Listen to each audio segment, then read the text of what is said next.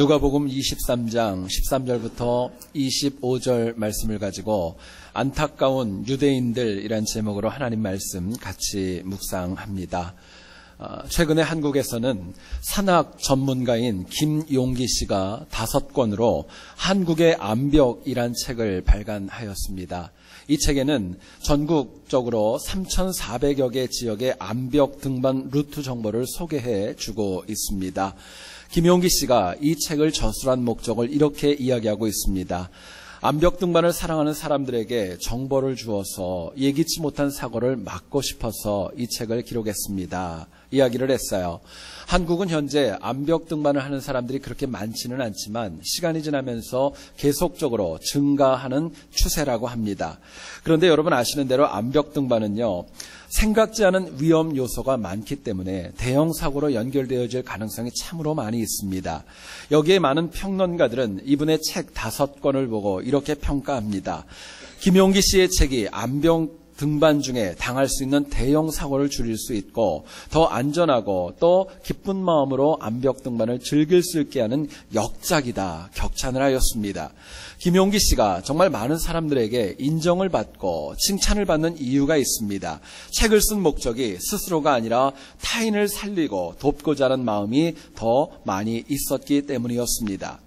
예수님께서 저희들에게 이 땅에 오신 목적을 이렇게 말씀하십니다. 인자가 온 것은 섬김을 받으려 함이 아니요 섬기러 오셨다 말씀하고 있습니다. 예수님은 철저하게 타인을 위하여 오셨는데 현대 신앙인들은 철저하게 자신을 위해 살아갑니다. 여러분, 똑같은 것 같지만 인정받는 인생과 또 안타까운 인생의 차이가 있습니다. 어떤 일을 어떤 목적을 가지고 하느냐에 따라서 갈릴 수 있는 것입니다. 우리가 철저하게 자기만을 위하고 자기 중심적으로 살아갈 때 하나님께서 그 영혼 기뻐하지 않습니다. 그러나 하나님께서 인정하고 인정받는 영혼의 삶을 보게 되면은 어떤 일의 목적과 결과가 결국에는 하나님과 타인을 기쁘게 하는 것으로 귀결되어지게 되는 것입니다. 같이 읽은 본문 지난주와 똑같은 내용입니다. 유대인들은 빌라도를 꺾으면서까지 예수님을 죽이려고 했습니다.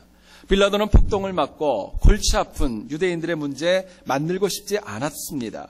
그러나 유대인들은 시기와 질투 때문에 여기에 완전히 눈이 멀어가지고요, 오직 예수님을 죽여야 된다, 이 생각밖에는 없었습니다. 오늘 본문을 가만히 묵상해 보시면은요, 빌라도와 또 유대인들이 가지고 있는 공통적인 목적이 있었습니다. 국가를 위하고 질서를 위하고 사람들을 위하는 거 아니었습니다. 엄밀히 보게 되면은 그들이 위하고 그들이 따라갔던 것은 자기 자신을 위해서 이 모든 일을 수행해 나갔던 것입니다. 오늘 저희 교회는 6분의 권사님을 임직하는 예배를 가지게 됩니다. 6분과 그분들뿐만이 아니라 여기에 앉아있는 우리 모두도 똑같은 바람과 소망이 있습니다. 나름대로 교회의 덕을 세우기를 원하고 나에게 주신 하나님의 은혜를 가지고 이 교회에 헌신하고 하나님 나라 확장을 위해서 수고하기를 소원합니다. 문제는 그 헌신과 열정이 과연 무엇을 위하고 누구를 위하는가에 따라서 그 결과가 달라질 수 있는 것입니다. 한번 사는 인생이 하나님 앞에 인정을 받아야지요. 하나님 보시기에 안타까운 인생이 되어줘야 되겠습니까? 오늘 본문은 저희들에게 도전합니다. 하나님을 위할 것인가, 나를 위할 것인가, 여기에 따라서 인정받을 수도 있고 또 안타까운 인생이 될 수도 있다, 저희들에게 말씀합니다. 본문을 통하여서 우리가 어떻게 하면 오늘 본문에 나오는 유대인과 같이 안타까운 인생을 피할 수 있을까, 하나님 주시는 메시지 같이 한번 나누어 보기를 소원합니다. 첫 번째로 생각할 것은요, 유대인들은요 악한 일에 전심전력하였기 때문에 안타까움을 보여줍니다. 악한 일, 하지 말아야 될 일, 여기에 전심전력을 하는 그 모습 가운데 안타까움이 너무나도 깊게 뿌리 내리고 있는 것입니다. 본문을 가만히 읽어보면 유대인들은요, 헤롯과 빌라도가 예수님을 신문하는 그 가운데에서도 시간이 걸렸을 겁니다. 근데 그 자리를 떠나지 않고 지켰습니다. 그리고 무려 3번이나 예수를 십자가에 못 박으라고 소리 질렀습니다. 여러분, 만약에 유대인들은요, 빌라도가 그들의 요구를 들어주지 않으면 어쩌면 폭도로 변할 수 있는 가능성이 너무나도 농후하였습니다. 결국 오늘 본문 23절의 말씀과 같이 견디다 못한 빌라도가 결국에는 유대인들에게 자신의 의지를 꺾고 유대인들이 이겼다고 얘기할 정도로 말씀하고 있습니다. 여러분, 인간은요 타락한 이후에 저를 비롯한 우리 누구에게나 가지고 있는 공통점이 있습니다. 하나님 보시기에 선한 일보다는 악한 일에 머리 회전이 더 빠릅니다. 악한 일에 저희들의 발걸음이 더 빠르고요. 또 하지 말아야 되는 일에 저희들이 더 전심전력으로 나아가는 경우가 얼마나 많이 있는지 모릅니다. 어떤 식당에서 있었던 일이랍니다. 지배인이 직원들을 모아놓고 그날따라 이런 이야기를 강조하였습니다. 오늘은 더 손님들을 향하여 많이 좀 웃으십시오. 평소보다 더 많은 서비스를 해야 되고 더 친절하셔야 됩니다. 이야기를 했어요. 그러자 직원 가운데 한 분이 지배인에게 질문합니다. 오늘 특별히 소중한 VIP가 혹시 손님으로 예약이 되어져 있습니까? 이야기를 했습니다. 그러자 지배인이 얘기하더랍니다. 아니요. 사실은 오늘 들어온 고기가 굉장히 질기고 맛이 별로이기 때문에 그거를 갖다가 이렇게 보충하기 위해서는 더 친절하게 해야 됩니다. 이야기를 하더랍니다. 여러분, 본문에서 유대인들을 보면은요, 가장 악한 일, 하지 말아야 될 일, 선하지 않은 일에 전심전력하고 있습니다. 이제 몇 시간이 지나지 않으면 오전 9시에 주님이 십자가에 달리셨고 3시에 운명하셨는데요. 시간이 얼마 지나지 않으면 정말 저분이 하나님의 아들이었구나 느낄 수밖에 없음에도 불구하고 그들은 악한 일에 전심전력합니다. 그만큼 예수님에 대한 시기와 질투가 많이 있었고 미워하는 마음이 그 마음속에 극에 달해 있었기 때문이었습니다. 자, 그렇다면은요, 우리가 악한 일, 누구라도 악한 일에 전심전력하는 거 원하지 않을 겁니다. 그러나 나도 모르게 그렇게 가는데요. 우리가 그 일에, 악한 일에 전심전력하지 않기 위해서 과연 어떻게 살아가야 될까? 본문은 저희들에게 도전합니다. 저희들에게 이렇게 얘기를 합니다. 우리가 유대인과 다르게 하나님 기뻐하시는 일에, 악한 일이 아니라 하나님 기뻐하시는 일에 전심전력하면은요, 악한 일을 할 만한 겨를이 없다는 겁니다. 본문을 보면 유대인들은 아무리 찾아도 하나님 기뻐하시는 일을 하나도 행하고 있지 않습니다. 비록 우유부단하고 결정을 제대로 하지 못했지만 옳은 말을 하는 빌라도를 묵살했고요. 국가 공권력에 관하여서 정면으로 반대하게 되었습니다. 윤리적으로도 문제가 있습니다. 죄가 없다고 생각되는 사람을 갖다가 십자가에 죽이라고 얘기를 하고 살인과 밀란으로 인하여 이미 투옥되어 있는 바라바, 범죄자를 살려달라고 얘기하는 거 옳은 거 아닙니다. 아무리 싫어도 어떻게 가장 하층민이고 사회 질서를 깨는 사람들을 죽이는 십자가형으로 예수님을 죽이라고 말할 수 있었겠습니까? 전심전력, 여러분 이것은 굉장히 귀합니다. 그러나 유대인들의 모습을 통해 저희들에게 주는 교훈은 전심전력이 귀하지만 그 방향이 어디로 향하느냐에 따라서 그것이 선할 수도 있고 악할 수도 있다는 것을 저희들에게 분명히 말씀해주고 있습니다. 마가복음 3장 20절을 보면 이렇게 얘기합니다. 집에 들어가시니 무리가 다시 모임으로 식사할 겨를도 없는지라 말씀합니다. 여러분, 이 내용은 마가가 바라보았을 때 예수님의 3년 동안의 공생의 사역의 전형적인 모습이었습니다. 여러분, 주님은요 참 바쁘셨습니다. 식사할 겨를도 없었고요. 제대로 누워서 쉴 만한 거처도 그분에게는 없었습니다. 문제는 많은 이들의 응원과 격려를 받으면서 이렇게 주의 일에 전심전력하신 거 아닙니다. 바리새인들은요, 만나면 주님에게 얘기합니다. 저 귀신 들렸다고. 그 박해를 받아가면서도 전심전력하셨고요. 뿐만 아니라 예수님을 미쳤다고 하면서 가족들 쫓아다니는 일도 적지 않았던 것입니다. 그럼에도 불구하고 주님은요, 이런 악조건에 넘어지지 않으셨고 그래도 하나님 맡겨주신 일에 전심전력하는 모습을 보여줍니다. 한 명의 영혼에게라도 한마디의 말씀이라도 더 증거하고 한 명이라도 더 살리기 위하여서 주님은 사람들의 평가와 비판에 전혀 흔들리지 않으셨던 겁니다. 생각해 보면은요, 주님도 사람이신데 아무에게도 인정받지 못하고 주변에 있는 많은 사람들, 심지어는 제자들까지도 당신의 진심을 몰라주실 때 얼마나 많이 안타까우시고 외로우셨을까 생각해 봅니다. 그래도 주님은 철저하게 하나님께서 기뻐하신다 여기면은요, 그 일을 하나님만 바라보고 전심전력하는 모습을 잃어버리지 않았던 것입니다. 저희들이 자연 현상을 보아도요, 어두움과 빛은 함께 같은 자리에 공존할 수 없습니다. 어두움이 있으면 빛은 사라지는 것입니다. 그리고 빛이 들어오게 되면 어두움이 사라질 수밖에 없는 거예요. 마찬가지로 우리가 전심전력을 하되 악한 일에 전심전력을 하고 하나님이 기뻐하시는 일에 전심전력하는 것은요, 함께 병행하는 것이 불가능한 것입니다. 하나밖에 할 수 없는 거예요. 여러분, 예수님께서 하나님의 보좌를 버리시고 이 땅에 오신 이유가 있습니다. 십자가에 달리시면서까지도 우리 인간들에게 주시고 싶은 은혜가 있었습니다. 그것은 뭐냐면요, 악한 일에 전심전력하는 그 인생이 이제는 바뀌어서 하나님 기뻐하시는 선한 일에 전심전력하는 삶을 살도록 하기 위해서 그분이 십자가에 달리신 것입니다. 여러분, 우리의 인생이 길지 않죠. 하나님 주신 삶을 살아갈 때 내가 선한 일에 전심전력하게 되면요, 악한 일 바라볼 시간도 없고요, 그것 바라보는 가운데 하나님의 상급과 많은 영혼이 살아나는 것입니다. 얼마 전에 우연히 제가 나온 신학교의 한 교수님께서 설교하는 내용을 듣게 되었습니다. 그 내용 가운데 나오는 것이 참 감동적이어서 여러분들에게 소개해드리기를 원합니다. 장로의 신학대학교 교회음악과 한 자매가 22살, 정말 꽃다운 나이에 대장암이 발발하여서 하나님 나라에 가게 되었습니다.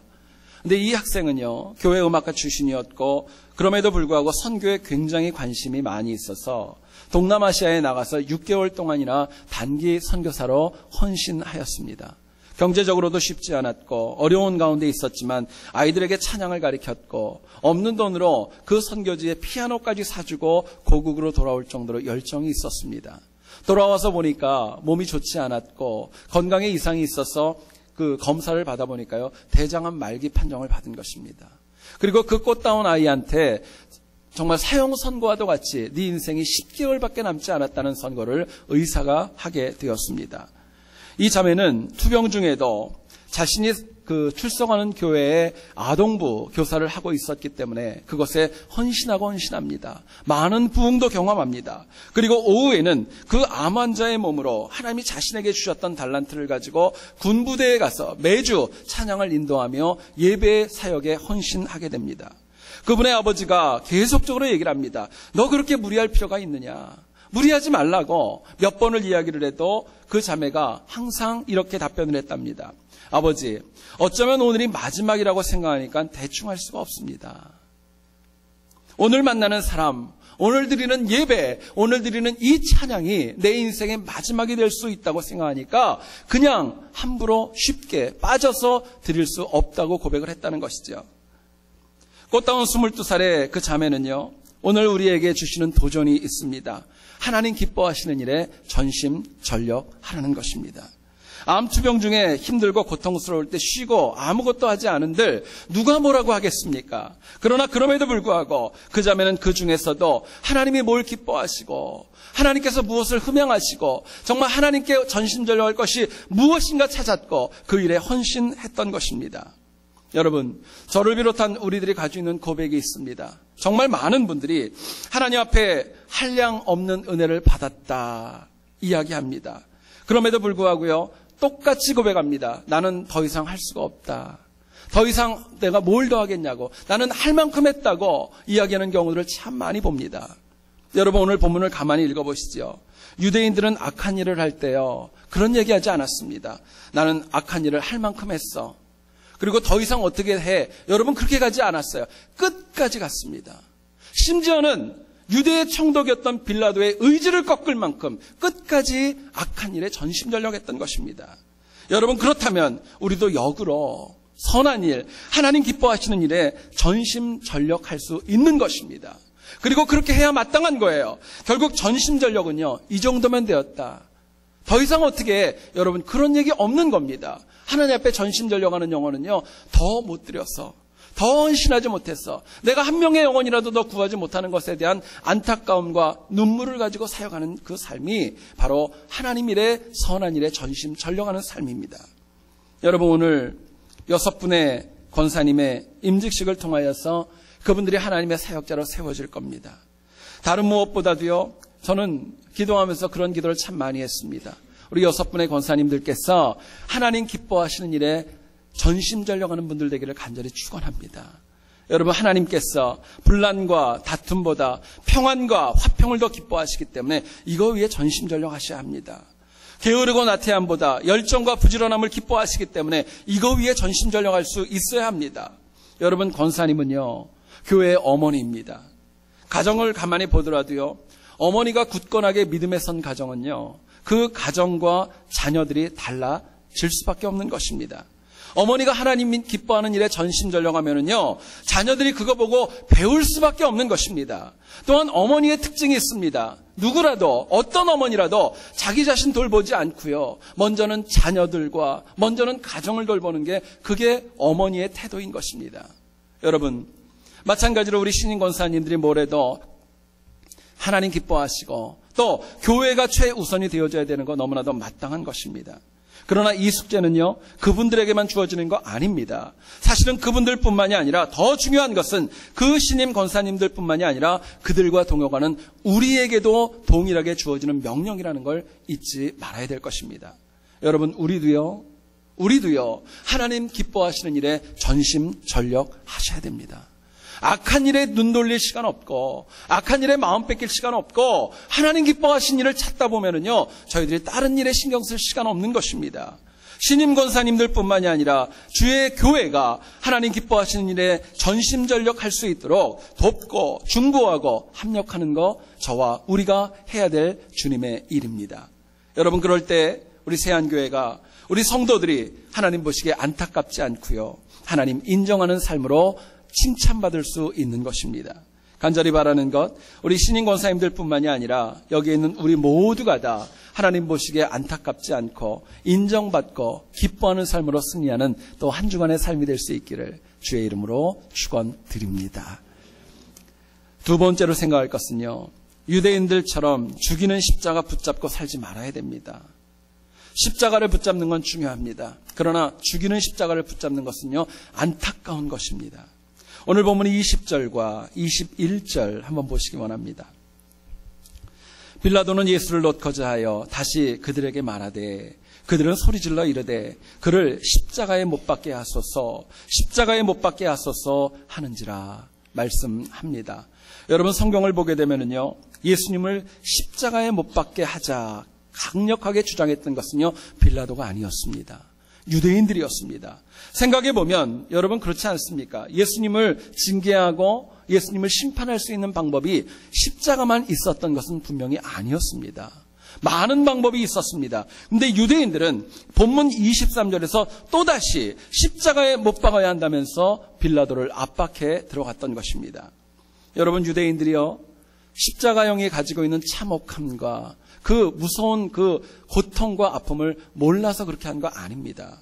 사실은 잘 알았습니다. 그런데도 불구하고 유대인들은요, 깊은 시기가 있었고 질투가 있었고 이번 기회를 놓치면 예수를 죽일 기회가 없다고 생각했던 것입니다.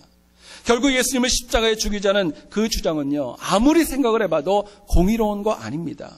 철저하게 유대인들 자신들의 분풀이로 인하여서 주님을 죽음으로 몰아가고 있었던 것입니다. 여러분, 그런데 참 놀랍게도요, 2000년의 시간이 지난 지금 십자가의 의미가 바뀌었습니다. 2000년 전에는 십자가는 누군가를 죽이는 형벌의 상징이었지만 지금 이 시대에는요, 모두를 살리는 십자가로 바뀌었습니다. 복음이 되었습니다. 유대인들에게 십자가는 형벌의 상징이었지만 오늘은 살림과 생명의 상징이 십자가로 바뀌게 되었습니다. 자, 그렇다면 우리가 안타까운 인생이 되지 않기 위하여서 하나님께 인정받는 인생 되기 위해서 어떤 십자가를 붙잡고 살아가야 될까 묻게 됩니다. 여러분, 답은 너무너무 자명하죠? 우리는 철저하게 살리는 십자가 붙들고 살아가셔야 합니다. 그냥 십자가 아닙니다. 마음에 있고 눈에 보이는 십자가가 아니라 누군가를 살릴 수 있는 능력의 십자가 붙잡고 살아가는 거, 우리가 그렇게 살아갈 때 안타깝지 않고 인정받는 인생으로 살아갈 수 있는 것입니다. 여러분, 예수님은 해골을 뜻하는 골고다 언덕에서 십자가에 달리셨습니다. 그리고 돌아가셨죠.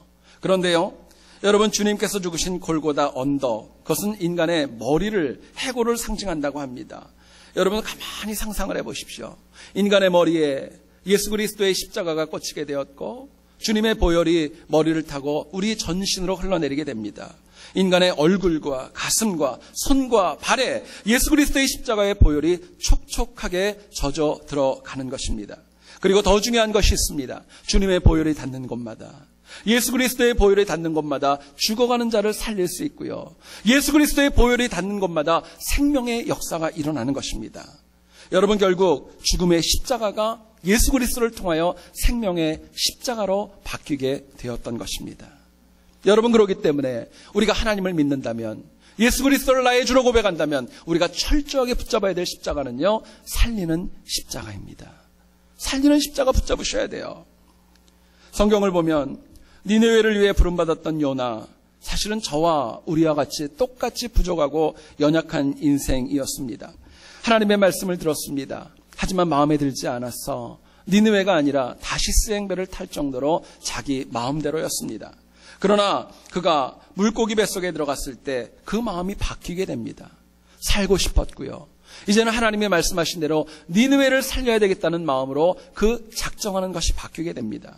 하나님께서는 요나가 니느웨를 살리겠다는 마음을 가지고 그 마음을 보셨기 때문에 그 영혼에게 다시 살아갈 수 있는 기회를 허락해 주신 것입니다. 살리겠다는 마음, 살려야 되겠다는 그 마음이 있었을 때 요나의 마음에 회개가 있었고요. 하나님의 복음의 능력이 강하게 주입될 수 있었던 것입니다. 여러분, 결국 우리가 이 땅을 살아갈 때 하나님의 은혜를 공급받는 비결이 있습니다. 하나님의 가장 좋은 길을 인도받는 비결이 있습니다. 그것은 뭐냐면요, 우리가 살리는 십자가 붙들고 살겠다는 작정입니다. 뭐래도 살리겠다는 거, 뭐래도 돕겠다는 거, 뭐래도 좀 협조하겠다는 거, 긍정적인 마인드를 가지고 살아갈 때 하나님이 길을 여시는 거예요. 물론 십자가는요, 버겁습니다. 힘이 들어요. 그리고 부담스러울 수도 있는 것입니다. 그러나 살리는 십자가를 지고 사는 사람은요, 철저한 특징이 있습니다. 나를 위해 살지 않습니다. 살리는 십자가는요, 타인을 위해 살고 하나님 위해 사는 것입니다. 비록 십자가가 힘들고 버거워도요, 살리는 십자가는요, 절대로 자기만 생각하는 이기적인 특징으로 물들어가지 않는 것입니다. 지난주에 아이에게 책을 읽어주면서 참 재밌는 이야기가 있어서 소개합니다. 여러분, 흥부와 놀부의 이야기를 잘 아실 겁니다. 어느 날 흥부와 놀부가 같은 날 죽어가지고 염라대왕 앞에 섰답니다. 근데 염라대왕이 갑자기 흥부와 놀부에게 이런 요청을 했답니다. 그 앞에 굉장히 지저분한 오물이 가득한 오물통 하나를 보여주고, 하나는 아주 달콤한 냄새가 나는 꿀이 가득한 꿀통을 보여주더랍니다. 그리고 물어보더래요. 야, 니네들 둘 중에 어디에 들어가고 싶냐? 물어봤답니다. 너무너무 이기적이었던 놀부가 아주 재빠르게 순식간에 얘기를 합니다. 제가 꿀통에 들어가겠습니다. 그리고 꿀통으로 첨벙 들어갔어요. 흥부는 선택을 놓쳤기 때문에 어쩔 수 없이 오물통에 들어갔답니다. 근데 염라대왕이 보니까 그게 너무 미웠던 거예요. 그래서 이제는 나와라. 그리고 둘이 나왔습니다. 그리고 서로 마주봐라. 그리고 얘기를 하더랍니다. 그리고 무슨 명령을 했을까요? 그리고 그렇게 얘기했답니다. 서로 상대방의 팔을 좀 핥아주라고. 그래서 놀부가 기절했다는 거예요. 그 이야기를 듣고 아이들하고 참 많이 웃었습니다. 여러분, 생각을 해보시죠. 하나님의 백성이 자기만 생각하면 절대로 하나님 기쁘게 할 수 있는 거 아닙니다. 나만을 생각하는 것은요, 하나님 앞에 안타까운 인생이 되는 것입니다. 십자가는 나 혼자조차고 주님께서 허락하신 은혜 아닙니다. 십자가는요, 나도 살아야 되고 주변 사람도 살리는 것에 쓰임받기 위하여 하나님이 우리에게 주신 은혜입니다. 여러분, 그렇기 때문에 십자가는요, 자기에게 주신 그 십자가, 우리 신앙인들이 제대로 붙잡고 살아가야 되고요. 힘들고 어려워도 그 십자가 포기하지 않고 놓지 않고 힘들어도 그거 지고 하나님을 향해 나아가야 마땅한 것입니다. 여러분, 어떤 사람이 자기의 십자가를 지고 하나님 나라를 향해 걸어가고 있었습니다.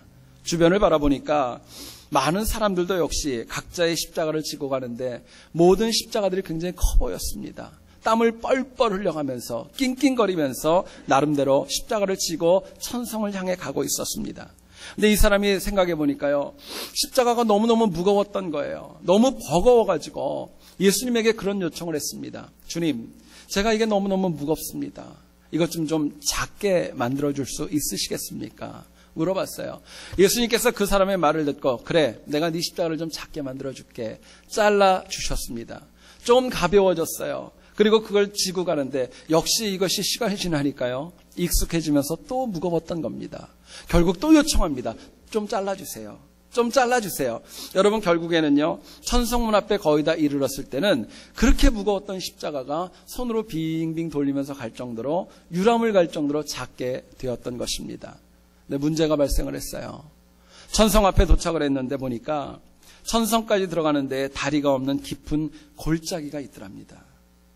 근데 많은 사람들이 그렇게 무겁게 지고 왔던 십자가를 갖다가 이번에는 어깨에서 놓고 골짜기와 저쪽을 갖다 이렇게 메꿔 놓더랍니다. 그리고 그 십자가를 걸어가지고 하나님 나라로 들어가더라는 거예요. 근데 이 사람은 여러분 생각해 보십시오. 손가락으로 빙빙 돌렸던 십자가를 놔봐야 무슨 소용이 있겠어요. 아무리 후회하고 후회했지만 결국에는 하나님 나라에 들어갈 수 없었다는 이야기가 저희들에게 전해오고 있습니다. 여러분, 사람을 살리는 십자가는요, 절대로 가볍지 않습니다. 가벼운 것은요, 사람을 살리는 십자가 아닙니다. 그러나 그렇게 힘들고 버거운 십자가가요, 나에게 너무 힘들지만은요, 사실은 그게 있기 때문에 내가 사랑하는 것입니다. 그게 있기 때문에 내가 하나님 나라에 들어갈 수 있는 거예요. 결국 살리는 십자가를 지고 살아가려면 힘든 과정도 있습니다. 손해도 있고요, 희생도 있고요, 억울함도 있을 수 있어요. 언제나 내가 하나의 십자가 지고 가면서 룰루랄라 노래하고 즐겁고 기쁘고 행복한 순간만 있는 것은 분명히 아닙니다. 여러분, 그럼에도 불구하고 우리가 그 십자가 놓치면 안 됩니다. 새롭게 우리 임직받는 우리 권사님들 정말 간절히 바라는 것은요, 항상 살리는 십자가 붙들고 살아가셔야 합니다. 여러분, 이것은 권사님들뿐만의 얘기 아닙니다. 저와 우리 모두의 이야기입니다. 교회의 모든 신앙인들, 기독교인들이라면은 정말 누가 보아도 그 사람을 살릴 수 있는 그 십자가 지고 갈 수 있어야 됩니다. 여러분, 날카롭고 항상 비판적이고 정죄하고 이것저것 지적만 하는 거, 그거 하나님 기뻐하는 거 아닙니다. 중직자에게 항상 가지고 있고 제가 요구하는 것이 있습니다. 여러분, 교회의 중직자들은요, 푸근하셔야 돼요. 누가 만나도 좀 대화하고 싶고 가까이 갈 수 있고 서로 친교할 수 있고 누가 봐도 좀 베풀 수 있는 그런 넉넉함이 필요한 것입니다. 여러분, 살리는 십자가를 지고 살아가는 삶은요, 나에게는 엄격하지만 타인에게는 관대한 것입니다. 그게 하나님이 저희들에게 주시는 도전이에요. 그래서 누가 보아도 그 사람을 보면 가까이 하고 싶고요, 누가 보아도요, 그 사람 보면 좋아하고 함께 대화하고 싶은 마음이 있어야 됩니다.